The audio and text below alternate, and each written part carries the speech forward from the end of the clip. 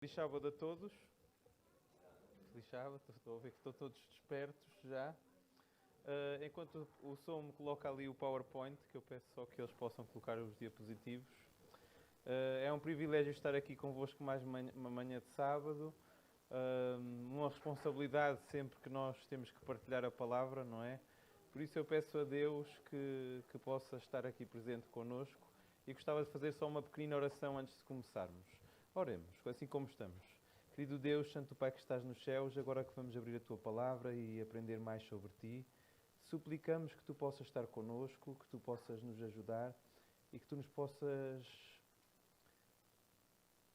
preencher o nosso coração com o Teu Santo Espírito para que tudo o que falarmos aqui hoje seja uma aprendizagem para nós, para o nosso dia-a-dia, para que possamos crescer cada vez mais perto de Ti. Isto eu te peço e te suplico, em nome do Teu Filho Jesus. Amém, Senhor. Testemunho, adoração e o roupeiro. É o título da mensagem que eu hoje vos trago. E é uma mensagem que não é fácil. Alguém dizia assim, se eu perecer, pereci. Ok? Mas eu antes de entrar na mensagem propriamente dita, gostava de vos falar da história de um jovem pastor. Ok? Não era um jovem pastor da nossa igreja. Mas este jovem pastor estava a tentar familiarizar-se com as pessoas do seu distrito. Então ele pensou em fazer algumas visitas espontâneas. Vocês sabem que os pastores muitas vezes ligam e perguntam se podem ir à nossa casa, se, olha, posso passar aí à hora tal, ou posso visitar. Mas a verdade é que um bom pastor também pode aparecer de vez em quando pela casa dos seus membros. Então ele foi até uma porta durante o dia e bateu. E ele pensou que ouviu algum barulho lá dentro. Mas ninguém veio à porta.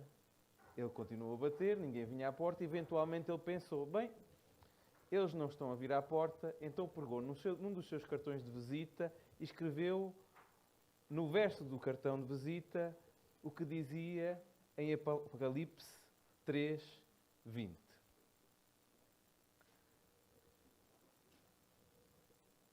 E o David já aqui disse, eis que estou à porta e bato. No domingo depois seguinte, eles foram lá à igreja deles e depois da igreja os diáconos vieram até ele e disseram para ele, bem, pastor, nós contámos a oferta, mas alguém colocou o seu cartão de visita no prato da oferta. E eles deram-lhe o cartão de visita onde ele tinha colocado Apocalipse 3:20. E alguém tinha colocado por baixo Gênesis 3:10.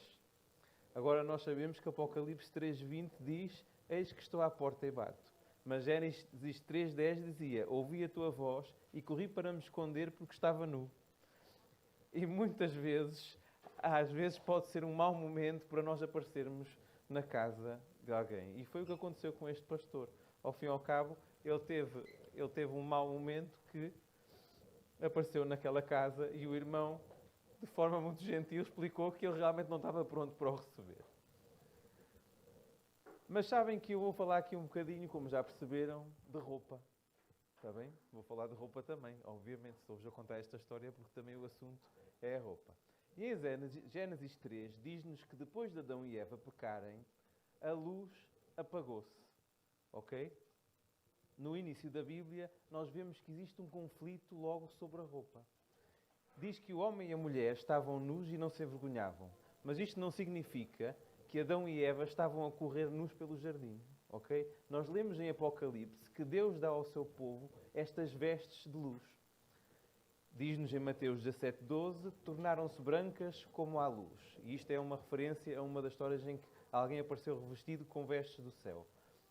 Ou seja, elas não são feitas com nenhuma roupa artificial. E quando Moisés, inclusive, apareceram... Isto foi o episódio em que Moisés e Elias apareceram a Jesus, em Mateus 17:12, e em Marcos capítulo 9, e essas outras passagens, e eles estavam a brilhar. E Jesus estava a brilhar. E a Bíblia diz que eles brilhavam como uma luz que nenhum fulgor na terra pode branquear as roupas como esta.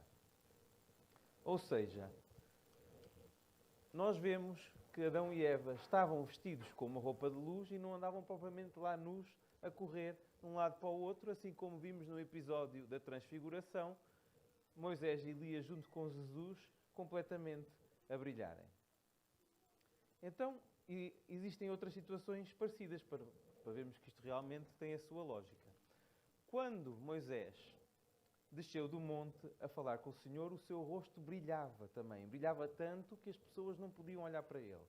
Eles tinham inclusive que cobrir o seu rosto para poderem sequer falar com ele. Adão e Eva no jardim, no seu estado santo, eles também brilhavam. Eles não tinham nenhuma roupa natural ou artificial, mas tinham vestes de luz e um brilho de luz. Mas depois de pecarem, essa luz apagou-se. A propósito, isto ainda acontece. Vocês nunca ouviram dizer que alguém perdeu o brilho dos seus olhos? E muitas vezes é porque a pessoa realmente está no fundo do poço, mal, e com certeza já ouviram falar disto, não é? Ou seja, naquele momento Adão e Eva viram a sua nudez e souberam imediatamente que algo não estava correto. E mesmo que eles estivessem os dois casados, ok, não tinham que ter vergonha um do outro estarem nus à partida, então eles rapidamente agarraram folhas de figueira, que quem conhece as folhas de figueira são folhas bastante largas. Eu imagino que na figueira do Éden, à partida seria uma figueira ainda maior, porque não era afetada pelo pecado de hoje em dia e tudo mais, e teria uma folha ainda maior, não é? E eles talvez cozeram estas folhas e diz-nos que ambos se cobriram. É-nos dito então, depois que eles ouviram a voz, o som do Senhor a caminhar no jardim, na frescura do dia, e ele vinha visitá-los. E Adão e a sua mulher esconderam-se da presença do Senhor entre as árvores do jardim. E o Senhor chamou Adão. Agora eu pergunto, será que a gente se pode esconder de Deus? Porque eles estavam-se a tentar esconder nas árvores do jardim do próprio Deus. Mas o Senhor chamou Adão e disse, onde estás? E ele disse, ouvi a tua voz no jardim e tive medo porque estava nu e escondi-me. E Deus disse, quem te disse que estavas nu? E isto é interessante, irmãos, que mesmo que Adão tivesse as folhas de figueira, ele disse aqui que ainda se sentia nu. Ou seja, tecnicamente ele tinha qualquer coisa vestida, não é? Nem que fosse as folhas da figueira. Por isso, ainda mais dá força a esta tese que realmente as vestimentas que eles tinham eram vestimentas de luz. Obviamente que esta folha de figueira para Adão não era o suficiente. E por isso Deus perguntou, quem te disse que estavas nu? Eu não vou passar pelas maldições todas que vieram depois sobre a humanidade por causa da queda. E no final do capítulo 3 diz, e para Adão e a sua mulher, o Senhor Deus fez túnicas de pele e vestiu-os. Esta é a primeira referência que nós temos na Bíblia ao Cordeiro que foi morto desde a fundação do mundo. Deus não criou a pele, nesta situação, pela palavra como Ele tinha criado o mundo.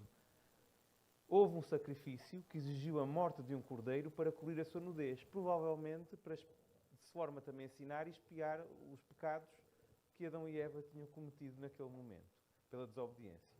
Este é o mesmo lugar onde o sistema sacrificial foi instituído, que vemos mais tarde depois a ser seguido por Abel. Em Apocalipse 16:15 diz-nos o seguinte, eis que venho como ladrão. Bem-aventurado aquele que vigia. E reparem o que é que fala aqui em Apocalipse, para a gente perceber como é que afinal as roupas parece que têm alguma importância, não é? Bem-aventurado aquele que vigia e guarda as suas roupas, para que não ande nu e não se vejam as suas vergonhas. Embora aqui seja uma linguagem simbólica, eu peço que nós tentemos também pensar que às vezes a Bíblia quer nos ensinar mais alguma coisa. Nós percebemos que à medida que vamos por toda a Bíblia, vemos este tema desde o início até ao fim. Não só no início e no fim da Bíblia vemos este contraste entre a roupa e a nudez, mas vemos também o mesmo nos Evangelhos. Jesus vem ao mundo e eles envolvem Jesus vem nu, não é? E eles envolvem-no em panos de linho. Como diz também em Jó 1:21, parafraseando, num vi ao mundo e nu sairei. Cada um de nós sabemos que entramos neste mundo despidos e quando abandonamos este mundo, ainda que alguém nos ponha uma roupa, não é que a gente leve daqui nada connosco. É o princípio que nos está aqui a transmitir, não é? E a verdade é que no final da vida de Cristo, eles despiram-no e lançaram sortes pelas suas vestes. Ou seja, vemos este tema na Bíblia a aparecer várias vezes. Então vamos falar um pouco sobre aquilo com que nós lidamos muitas vezes todos os dias, mas raramente ouvimos ser abordado na igreja. O assunto dos cristãos, que é testemunho, adoração e roupeiro. O que é que nós devemos vestir? O que é a modéstia cristã? Como saber que guia teremos neste mundo de padrões morais duvidosos? E há cerca de 5 coisas simples que eu vou partilhar hoje convosco, que são, na verdade, princípios, ok? Porque se pensavam que eu ia dar uma lista do que é que não era roupa apropriada, nós temos que fazer algo melhor do que isso, não é? Pois quem sou eu para ditar a moda cristã? As modas mudam e se a gente desse uma lista, todos nós íamos andar por aí, tipo os talibã, não é? A olhar para a roupa de cada um, a julgar uns aos outros. Por isso vamos falar de princípios. E estes são princípios da Bíblia. E depois peço que julguem por vocês mesmos, se alguma vez sentirem vontade também de dizer amém a algum destes princípios durante esta mensagem. E eu peço que orem por mim, porque esta mensagem não é assim tão fácil de falar. Eu gostava de ler aqui duas citações, ok? Uma é a citação de modéstia. Isto retirado do dicionário. Modéstia significa que não expressa vaidade, que não age com superioridade em relação às próprias conquistas, simplicidade, humildade ou recebeu o prémio com. Também significa moderação exigida por determinadas situações, deveres, sobriedade, modéstia diante dos perigos. E depois, por outro lado, a humildade. Sabem que a modéstia deve andar casada com a humildade. E nós hoje abordámos isto um bocadinho quando falámos do orgulho e da humildade até na escola sabatina. A definição do dicionário de humildade é qualidade da pessoa humilde, modesta, ou seja, liga-se diretamente à modéstia, simples, sem vaidades, com simplicidades, escassez de luxo, de fausto, de ostentação, sobriedade e é engraçado que até diz a humildade nas suas vestes. Estes princípios estão juntos porque há realmente uma sobreposição neles. Agora, isto parece que é uma virtude que está em extinção na nossa cultura de hoje. Eu acho que vocês concordavam comigo, geralmente falando, que a roupa da cultura de hoje, ou da que estamos hoje, já não é tão modesta como costumava ser. Pelo menos, eu penso que já estou a ouvir aqui uns sim-sims que concordam com isso. Agora, como definir isto? Eu acho que todos podemos concordar que definitivamente houve coisas que mudaram, certo? Há um traje que hoje é geralmente aceito e permissível e que se calhar tinha levado à prisão nos anos 60. Por mais selvagens que fossem os anos 60. E havia roupas que usavam nos anos 60 que teriam se calhar levado à prisão nos anos 20. O que significa que a tendência não está a caminhar para a modéstia. Nem para a humildade, nem para a piedade. A tendência da cultura está a voltar para o Adão e Eva, mas depois de terem comido o fruto proibido. Não sei se me estou a fazer entender. Quando perderam aquelas vestes de luz e viram que estavam nus. Em 1 Timóteo 2, 9 e 10 diz-nos o seguinte. Aliás, eu gostava de dizer antes que a modéstia no vestuário é vista como uma virtude que está a desaparecer até nesta cultura moderna. E embora a Bíblia ensine claramente que devemos vestir-nos de forma modesta e humilde, como vemos em 1 Timóteo 2,9, que nos diz que do mesmo modo as mulheres se ataviem em traje honesto, com pudor e modéstia, não com tranças, ou com ouro, ou pérolas, ou vestidos preciosos, mas, e depois aqui está entre parênteses, mas para salientar, como convém a mulheres que fazem profissão de servir a Deus com boas obras. Ou seja, ele pede para se vestirem com boas obras, com boas ações, e para não andarem ataviados com ouro, pérolas e vestidos preciosos. Este é um princípio que se aplica tanto a mulheres, ok? Não vamos pegar nisto aqui e dizer, olha, isto aqui agora as mulheres têm todas que usar a roupa desta maneira, porque isto aplica-se tanto a mulheres como a homens. Alguém definiu a modéstia do vestuário como um modo de vestir que pretende evitar enfatizar a figura e desencorajar a atração sexual em outros. Algumas mulheres argumentam que o problema está nos homens que têm a mente suja. Mas a verdade é que ao dizer que o problema está nos homens, teriam de assumir que todos os homens então sofrem desse mal. A verdade é que mesmo que apenas um homem tivesse essa dificuldade, não deveríamos querer contribuir para o seu tropeço. E o inverso, do lado dos homens, também é verdadeiro. Os homens também devem ter cuidado de não ser uma pedra de tropeço para as mulheres. E eu gostava de vos trazer aqui uma pesquisa interessante que quando eu conheci este tema e me foi apresentado a mim e eu fui buscar alguma destas coisas no Ministério do Amazing Facts que estou a trazer para aqui, este foi um dos livros que apresentaram e então gostava de falar um bocadinho deste livro. Este livro que está ali, ok, eu tirei aqui dá um print screenzinho deles para vocês verem. O livro chama-se A Verdade sobre Assuntos Morais, feito pelo autor que chama-se Don Blackwell. E ele apresenta uma pesquisa realizada com jovens do ensino secundário, onde foram colocadas questões diretas aos rapazes. Agora tomem atenção às perguntas. À pergunta: uma rapariga pode tentar um rapaz pela forma como se veste? 98% dos rapazes responderam que sim. Quando questionados: a moda usa o apelo sexual? 96% também confirmaram que sim. A pesquisa avançou depois para a natureza masculina, perguntando: você acredita que os rapazes são estimulados pela visão mais do que as raparigas? E aqui 92% disseram que sim. Independentemente da precisão científica, é assim que eles se sentiam quando responderam a este questionário. Outra questão colocada foi: você acredita que as paixões dos rapazes são mais facilmente despertadas do que a das raparigas? E perante isto, 87% dos rapazes afirmaram que os seus impulsos são despertados com mais facilidade. Por fim, a pesquisa abordou a percepção mútua, rapazes e raparigas, com a pergunta: você sente que as raparigas entendem o problema do vestuário imodesto? E neste ponto, 50% dos rapazes responderam que não. Quer isto corresponda à realidade total ou não, este é o retrato fiel daquilo que eles pensavam e sentiam. A nossa querida escritora Ellen White, cristã, diz-nos o seguinte, no livro Conselhos para a Igreja: o amor ao vestuário põe em perigo a moral e faz com que a mulher seja o contrário do que é uma senhora cristã. Eu volto a dizer, isto não é só para as mulheres, também é para os homens, está bem? Que se caracteriza pela modéstia e sobriedade. O vestuário extravagante muitas vezes incute concupiscência no coração da que o usa, despertando baixas paixões no que o contempla. Parece que ela, muitos anos antes desta pesquisa, estava em consonância com a pesquisa, não é? Deus vê que a ruína do caráter é frequentemente precedida pela condescendência com o orgulho e a vaidade no vestir. Certa vez, um pastor até fez uma brincadeira numa igreja, tinha uma reunião sobre modéstia cristã só com mulheres, e então pediu a uma das irmãs que estava de vestido que viesse cá para a frente. Ele virou-se ao contrário e pediu à irmã que fosse lentamente subindo o seu vestido.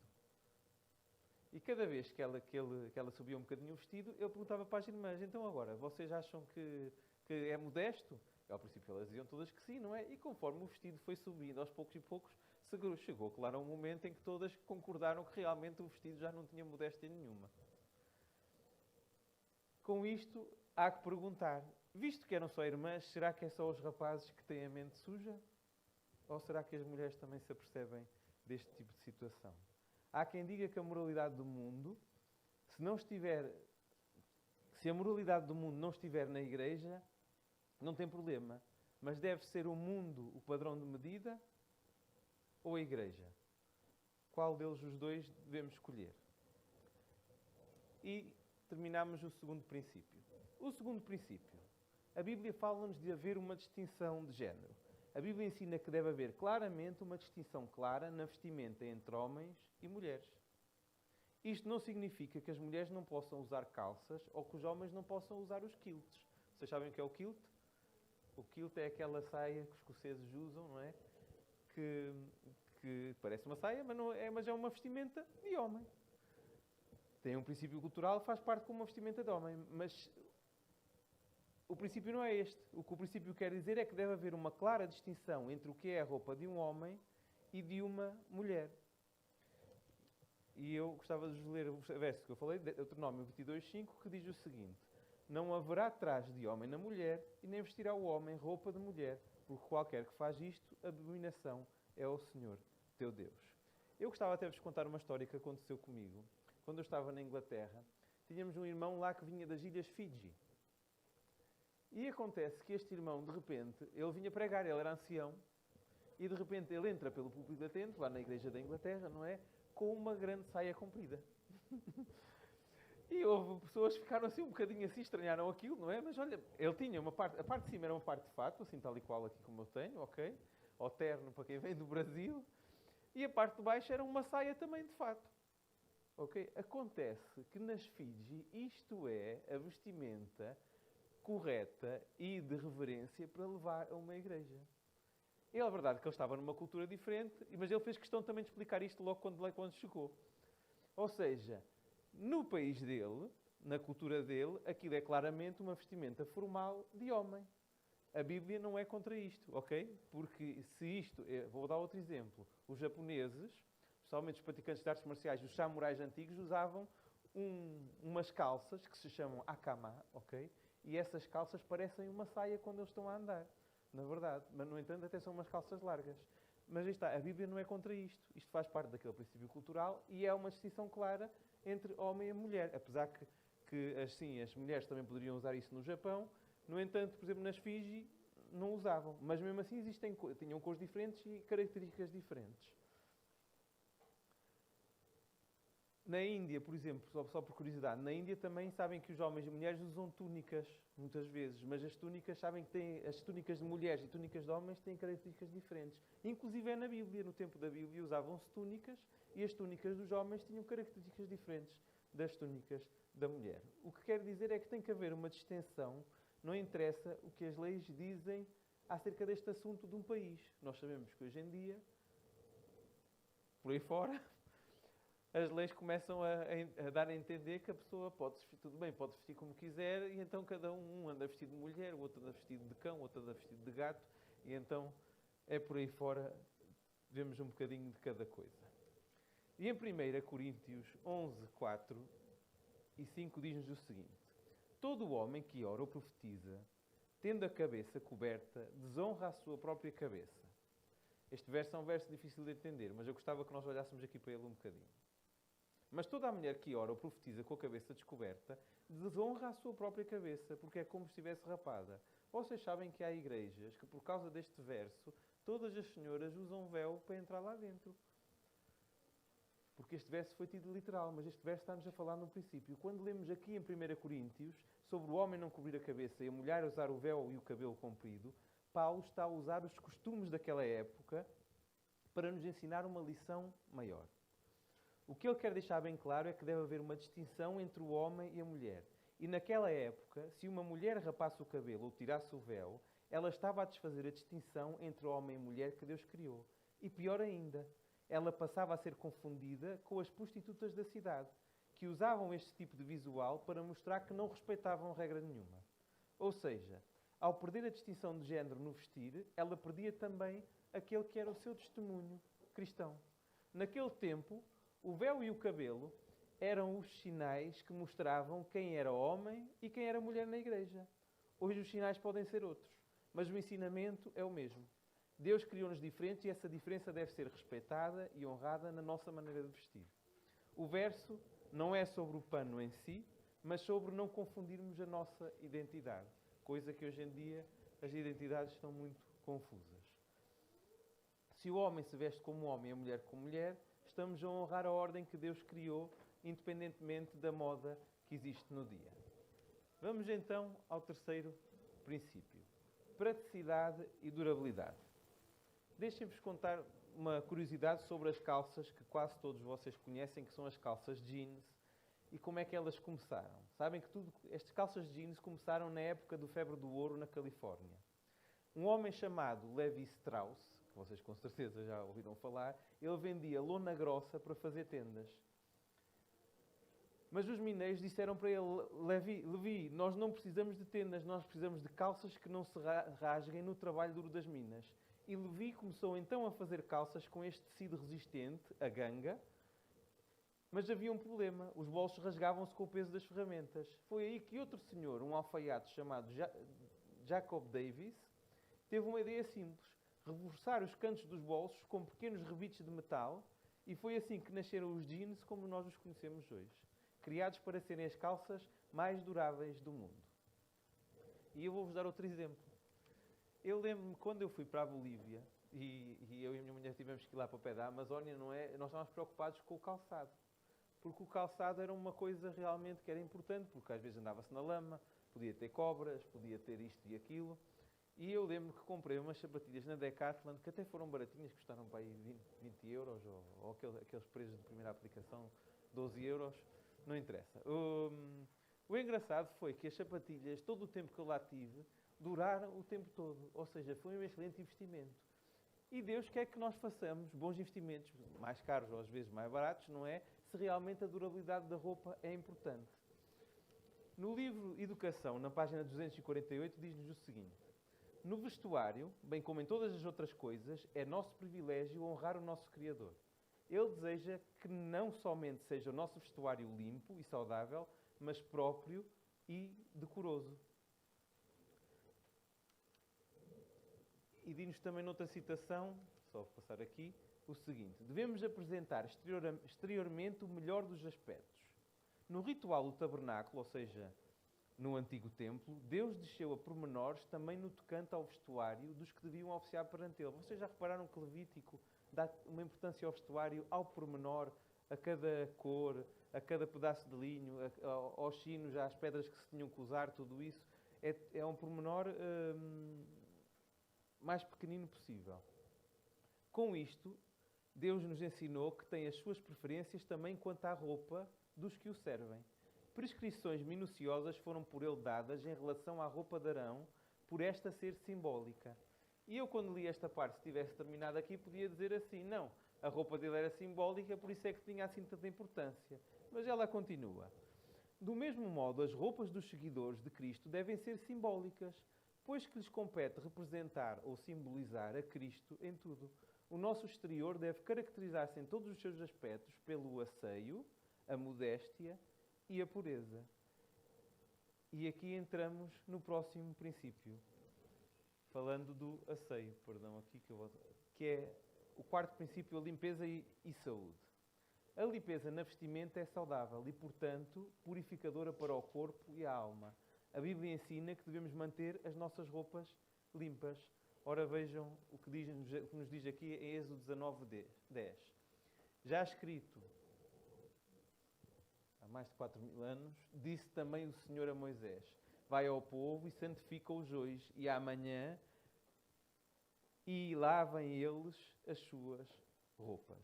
Ou seja, Deus dava a instrução de lavagem de roupas como algo importante.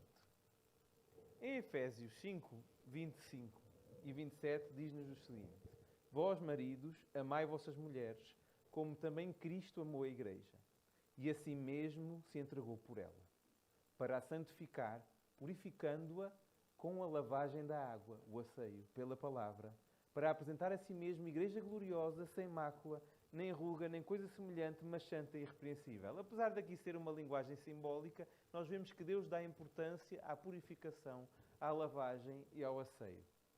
Ao olharmos para este texto, vemos que o cuidado de Cristo com a sua Igreja envolve a própria apresentação da Igreja.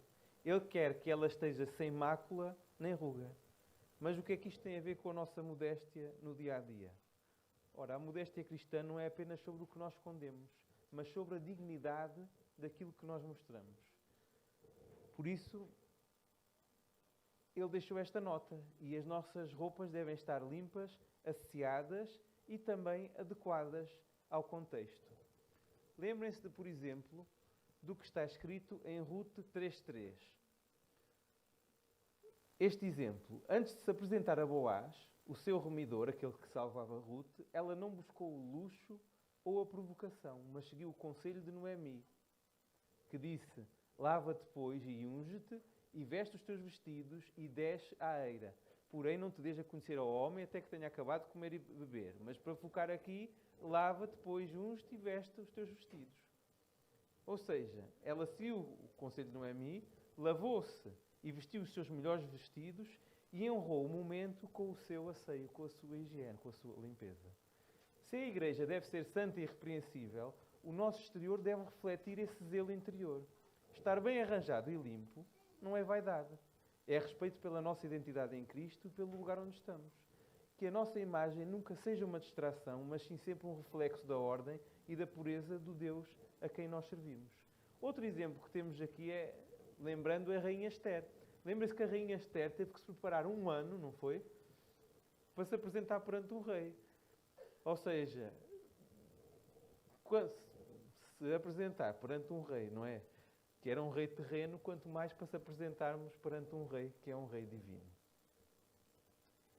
Eu vou-vos dar um exemplo. Quando eu fui no meu primeiro encontro com a minha mulher, o contexto era importante, ok? Então eu escolhi a roupa mais apropriada que havia, a mais limpinha que estava, pus o gel no meu cabelo, fui arranjadinho e limpinho, e ela fez o mesmo, que até veio com o cabelo acabadinho de lavar, que ainda me lembro, porque o contexto ali era importante, não é? Nós íamos ter um primeiro encontro, já não nos víamos há muitos anos, não estávamos a pensar em namorar nem nada, mas pensávamos, vamos para um contexto de encontro com um amigo que eu já não vejo há tanto tempo, então eu vou assiadinho e limpinho, não é?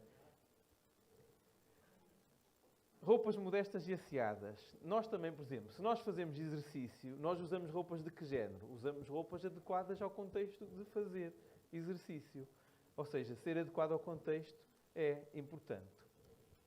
Diz-nos aqui no livro Ciência do Bom Viver o seguinte: nosso vestuário deve ser asseado.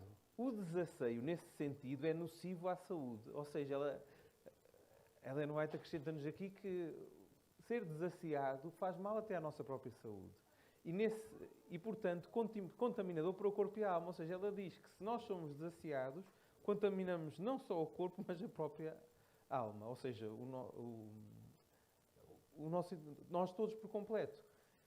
Sois o templo de Deus, e se alguém destruir o templo de Deus, Deus o destruirá. 1 Coríntios 3, 16 e 17. Mas nossas roupas, conquanto modestas e simples, devem ser de boa qualidade, como já falámos, de cores próprias e adequadas ao uso. Devem ser escolhidas com vista à durabilidade e mais do que à aparência. Devem proporcionar agasalho e a devida proteção. A mulher prudente, descrita em Provérbios, diz-nos que ela não temerá por causa da neve, em Provérbios 31, 21, porque toda a sua casa anda forrada de roupa dobrada. Ou seja, nós não vamos vestir roupas de verão no inverno e vice-versa. Tal como ela nos diz aqui. Sob qualquer aspecto, as roupas devem ser saudáveis. Acima de tudo, Deus quer que tenhamos saúde. Saúde de corpo e alma. E devemos ser co-obreiros seus, tanto para a saúde de um como da outra.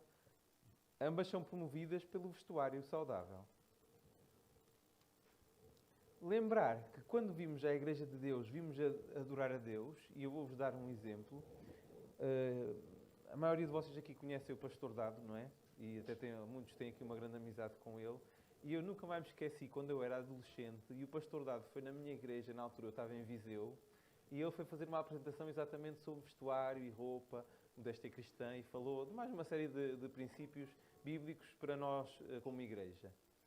E nunca mais me esqueci dele ter contado o exemplo de que ele tinha uma luta com o filho dele em relação a este tema e como é que ele deveria ir vestido para a igreja, por exemplo. E era engraçado porque, a certa altura, o filho teve lá um evento e nesse evento ia estar o Presidente da República de Portugal. Devia ter a ver com a escola, não sei o que é que tinha a ver, já não me lembro. Mas o que interessa é que, de repente, ele apareceu em frente do seu pai, do Pastor Dado, todo bem vestidinho, com um fato e uma gravatinha, pronto para ir. E o Pastor Dado aproveitou a oportunidade para educar a ele e a nós também naquele momento. Ele disse para o seu filho: ó filho, então estás tão bem vestido, porquê? E o filho respondeu: então pai, então eu vou ver o Presidente da República hoje, vai estar lá, tem que ir bem vestido. E ele então aproveitou e disse: pois é, mas e quando tu vais ver o Rei do Universo, será que também não tinhas que ter uma vestimenta também adequada? E é engraçado que isto marcou-me na minha adolescência e eu lembro que eu era muito rebelde com a roupa. O meu pai, coitado, eu lutava um bocadinho com ele. Quanto mais rasgado possível eu tivesse, mais era a roupa que eu queria levar para a igreja. E as modas variam um bocadinho, mas a verdade é que o meu pai não me deixava, e fazia bem, porque senão ia fazer uma bela figura. Mas a verdade é que quando eu ouvi aquilo pela primeira vez, eu pensei assim: espera aí, ele tem razão, nunca tinha pensado assim. Ou seja, lembrar, quando vimos à igreja de Deus, nós vimos adorar a Deus. A forma como nos vestimos pode ser um testemunho para os outros. Nós devemos vestir-nos de forma apropriada e respeitosa quando vamos à igreja para adorar a Deus. Conforme nos diz Romanos 13,14, diz-nos que: mas revesti-vos do Senhor Jesus Cristo e não tenhais cuidado da carne em suas concupiscências. Nós estamos quase a terminar, está bem? E eu podia terminar só aqui no assunto da roupa, mas perdido por 100, perdido por 1000. Vamos tocar então num assunto um bocadinho mais polémico e que parece que se liga também ao testemunho e à adoração. Embora tenha a ver com roupa e modéstia, tem mais a ver com ornamentos joias, tatuagens e afins. Sabem, meus queridos, na Bíblia parece também haver uma relação sobre o que acontece entre a adoração e o uso de joias. É verdade que existem tipos de joias diferentes, ok? A própria Igreja ensina que existem joias funcionais que desempenham uma função. Vou dar o exemplo da aliança. Tem a função de dizer ao mundo que eu sou casado com a minha senhora, não é? E existem joias que são simplesmente ornamentais, que são apenas de enfeite. Acontece que o sumo sacerdote, ok, no templo antigo, ele usava joias no seu peitoral com uma função específica. Aquelas joias tinham simbolismo, tinham uma função. Era uma joia funcional. No entanto, parece haver um padrão de quando o povo se aproximava de Deus, sabem que eles abandonavam o uso de joias e quando se afastavam, voltavam ao uso delas. E saibam que era comum em todos os povos pagãos, e ainda é, o uso de joias e todo o tipo de piercings. Embora o corpo seja visto por nós como o templo santo. E para eu não dizer que estou a mentir, em Isaías 3, 16 e 23 diz-nos o seguinte: diz ainda mais o Senhor, porquanto, e isto era uma repreensão, não está ali, não. Diz ainda mais o Senhor, porquanto as filhas de Sião se exaltam e andam com o pescoço erguido, lançando olhares impudentes, e quando andam, caminham afetadamente, fazendo um tilintar com seus pés. Se estavam a tilintar é porque tinham joias nos pés. Portanto, o Senhor fará tinhoso... Espera aí, então aqui Deus parece que está zangado aqui com isto, a repreender. Portanto, o Senhor fará tinhoso o alto da cabeça das filhas de Sião, e o Senhor porá a descoberta a sua nudez. Naquele dia, tirará o Senhor os ornamentos dos pés, e as toucas, e adornos em forma de lua, os pendentes, as braceletes e as tolas, os gorros, os ornamentos das pernas, os cintos e as caixinhas de perfumes, e os brincos, e os anéis, e as joias do nariz, os vestidos de festa, os mantos, os chailes, as bolsas, os espelhos e o linho finíssimo, e os turbantes e os véus. Mas temos mais. Acho que isto foi muito para trás. Ok. Em Êxodo 32, 2 e 4, diz também o seguinte: respondeu-lhes Arão, falando para o povo de Israel: tirem os brincos de ouro de suas mulheres, de seus filhos e de suas filhas e tragam-nos a mim. Nós sabemos que neste momento não foi com uma boa intenção, porque todos tiraram os seus brincos e os levaram a Arão. Ele os recebeu e os fundiu, transformando tudo num ídolo que modelou como uma ferramenta própria, dando-lhe a forma de um bezerro. Então ele disse para eles: eis aí os seus deuses, ó Israel, que tiraram vocês do Egito. Para entendermos este slide, nós precisamos de compreender o contexto da época. Aquelas joias eram o tesouro que o povo trouxe do Egito. Elas eram literalmente o dinheiro daquele povo. Seria o mesmo que a gente temos hoje em papel. Era a sua reserva de valor. Ao entregarem o ouro deles para fazer um ídolo, eles estavam basicamente a colocar a sua segurança financeira acima de Deus. Na história de Israel, o padrão é claro. Como eu já disse e vou voltar a repetir, sempre que o povo se afastava de Deus, as joias e a ostentação surgiam. Mas quando se aproximavam dele em arrependimento, eles abandonavam esses adornos e eram convidados a removê-los. Isto acontece porque o coração humano tenta compensar muitas vezes o vazio interior com o brilho exterior. Mas atenção, porque devemos ser claros. Continua a haver uma diferença entre o que é funcional e o que é puro ornamento. Okay? O objeto funcional, como era do sacerdote, tinha uma utilidade prática, como até um relógio. Há relógios que parecem joias, mas podem ter uma utilidade prática. Okay? Não é uma joia de ostentação. Já o ornamento serve apenas para a vaidade, para tentar aumentar o nosso valor perante os homens. Ninguém se torna mais cristão por usar joias. Infelizmente, vemos hoje até pregadores que ostentam luxo e enganam milhares, e vocês de certeza que já viram na televisão aqueles que têm lá a penthouse, lá no Brasil, o Templo de Salomão com a penthouse lá em cima, e ele entra de helicóptero para a igreja dele. Uma desgraça. Ou seja, pregadores que ostentam luxo, enganam milhares e criam novos bezerros de ouro. Para quem deseja estudar este padrão bíblico a fundo, eu recomendo um livro que está na publicadora Servir, que é o livro O Uso das Joias na Bíblia. Ele ensina-nos, este livro, quanto Deus é o nosso verdadeiro tesouro e que não precisamos de usar o nosso corpo para ostentar riquezas deste mundo. E depois entramos noutro ponto, o ponto dos cortes. Em Levítico 19, 28, diz-nos assim: não façam cortes em seus corpos por causa dos mortos, nem tatuagem em si mesmos, eu sou o Senhor. Não fosse alguém aqui também ter a dúvida, será que eu posso fazer uma tatuagem? Será que eu como cristão devo fazer uma tatuagem? Eu até vos vou contar uma história engraçada que eu passei também na Inglaterra, certa vez com um amigo, que ele gostava, a gente falava muito de Jesus e partilhávamos Jesus com ele, e ele certa vez foi ver a Paixão de Cristo, e sabem como é que ele me veio mostrar a alegria dele por ter conhecido a Cristo? Ele chegou ao pé de mim, baixou assim o ombro e disse assim: Igor, olha aquilo que eu fiz, olha aquilo que eu fiz, e uma tatuagem com a cara de Jesus Cristo assim no ombro dele inteiro. É engraçado porque ele não fez por maldade, não é? Fez porque estava alegre com aquela situação. Mas devemos nos perguntar, será que é isto que Cristo quer? Será que é isto que a Bíblia nos ensina?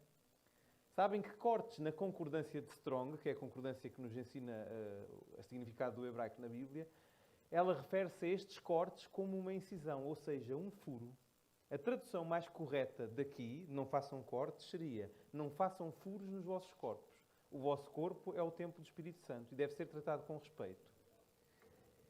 E eu sugiro que até leiam o resto do capítulo em casa, ou se calhar vamos aqui pegar um pouquinho. A maneira como está escrito isto na Bíblia é como um mandamento, sabiam?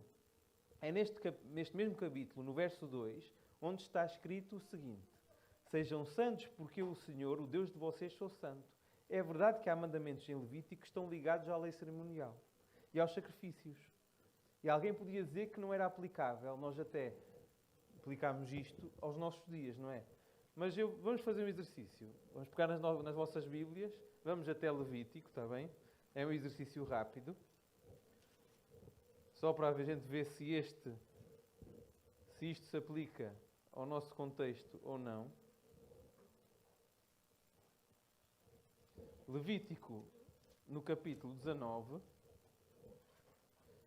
E agora eu vou perguntar, eu vou ler cada verso e vou perguntar se vocês concordam comigo que isto se aplica aos nossos dias ou não, que é o mesmo sítio onde está escrito isto, está bem? Das tatuagens e dos cortes ou dos furos. Ora, 19:3. Cada um respeitará a sua mãe e o seu pai e guardará os meus sábados. Eu sou o Senhor vosso Deus. Aplica-se hoje? Vamos saltar um bocadinho até mais à frente, verso 11. Não furtareis, ou não roubareis, nem mentireis, nem usareis de falsidade, cada um com o seu próximo. Versículo 12. Nem jurareis falso pelo meu nome, pois profanareis o nome do vosso Deus. Eu sou o Senhor. E podemos ler mais. Não oprimirás o teu próximo, também acho que se aplica hoje, não é? Nem o roubarás. A paga do jornaleiro não ficará contigo até pela manhã. Ou seja, se tens que pagar o salário a alguém, não o guardes para ti. Paga-lhe o salário. Verso 14. Não amaldiçoarás o surdo, nem porás tropeço diante do cego, mas temerás o teu Deus. Aplica-se hoje em dia. Não farás injustiça no juízo, nem favorecendo o pobre, nem comprazendo o grande. Com justiça julgarás o teu próximo. Também se aplica, não é?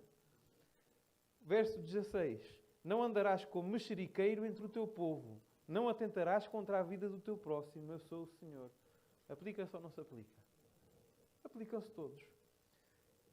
E sabem que muitas destas práticas que eram feitas naquele tempo estavam inclusive ligadas à adoração dos mortos.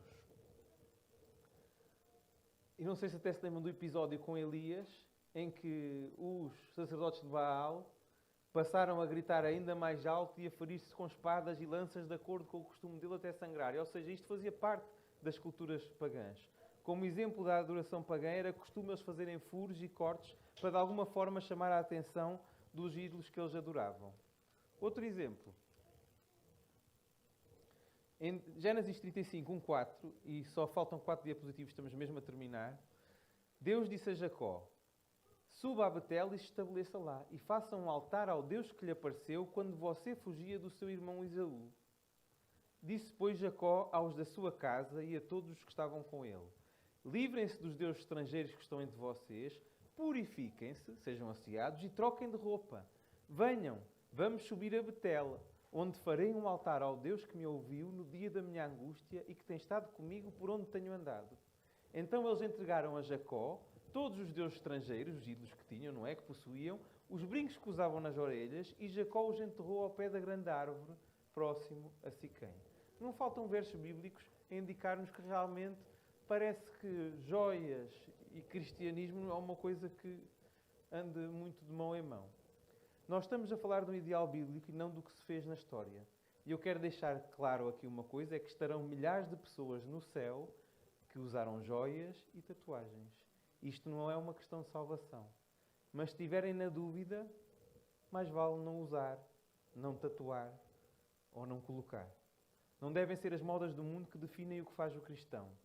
No entanto, parece que no corpo novo glorificado, tudo isso desaparecerá. O perigo é que os adornos, de qualquer tipo, podem se tornar distrações e, por vezes, a ostentação pode ser a perda de tropeço para muitos. Como nos diz em 1 Pedro 2,4, considerando a vossa vida casta em temor.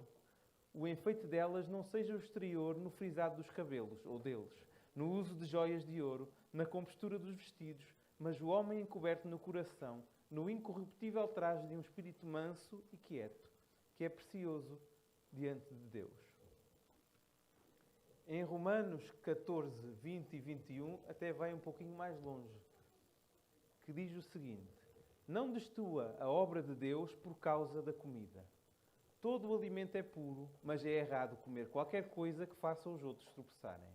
É melhor não comer carne, nem beber vinho, nem fazer qualquer outra coisa que leve o seu irmão a cair.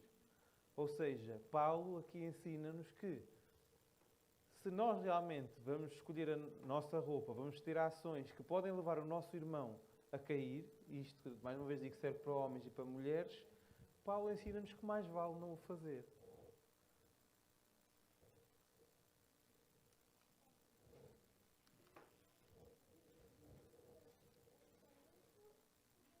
Por exemplo, a mulher de Cristo, a Igreja, como nós vemos em Apocalipse 12, 1, se formos lá ler o verso, não vamos ler agora, mas nós vamos perceber que ela está vestida com o brilho do sol, o reflexo da lua, e está enfeitada com o brilho das estrelas. Por outro lado, isto é a mulher que simboliza a Igreja, não é? Por outro lado, a mulher que simboliza a Igreja apóstata, a Igreja que se desviou dos caminhos de Deus, que é a mulher prostituta, ela aparece caracterizada com todo o tipo de joias, colares e pendentes e uma roupa aparentemente mais provocatória.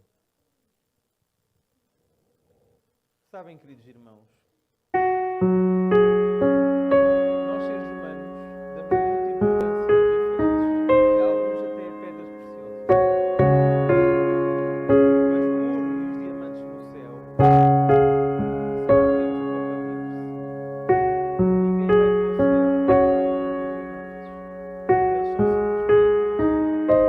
materiais de construção. E vocês reparem que tanto os diamantes como o ouro, que estarão no céu como materiais de construção para o próprio céu, eles são retirados da terra como são retirados os nossos materiais de construção hoje em dia. Mas como são mais raros, o ser humano pega neles, faz deles todo o tipo de coisas e enfeites por aí fora.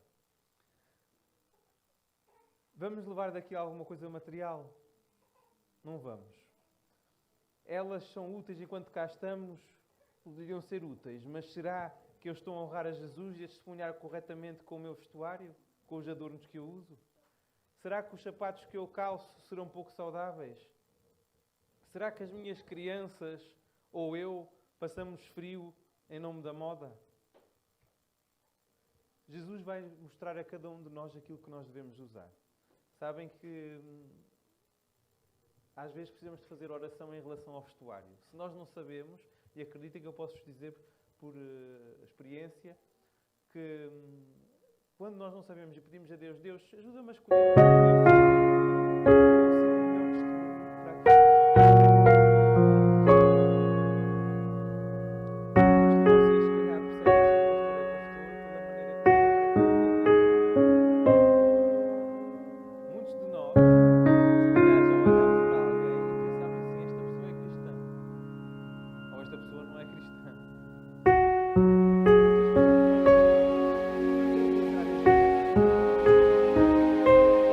Muitas vezes